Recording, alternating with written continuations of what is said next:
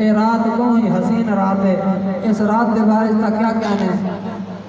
رسول اللہ صلی اللہ علیہ وآلہ وسلم نے فرمایا، سنن ابن ماجہ کی حدیث ہے، کریم آقا صلی اللہ علیہ وآلہ وسلم نے فرمایا کہ اس رات کو تساں عبادت کی کرو تے دن نو تساں روزہ رکھو۔ یہ عظیم برکتاں والی رات ہے۔ رب ذوالجلال دے پیارے محبوب کریم حضرت محمد مصطفیٰ صلی اللہ علیہ وآلہ وسلم نے اعلان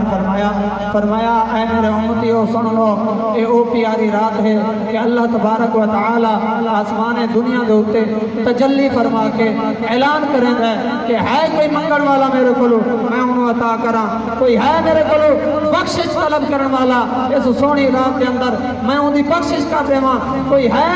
رزق تلاش کرن والا میرے کولو رزق منگے اس رات کے اندر میں انہوں رزق عطا کر دیواں۔ فرمایا کوئی ہے جڑا میرے کولو مصیبت زدہ جڑا میرے کولو مصیبت تو عافیت منگے میں انہوں عافیت دیواں۔ رسول اللہ صلی اللہ علیہ وآلہ وسلم نے فرمایا پوری رات گزر ویندی ہے، جڑے ویلے سورج غروب تھیندا ہے اس وقت تو لے کے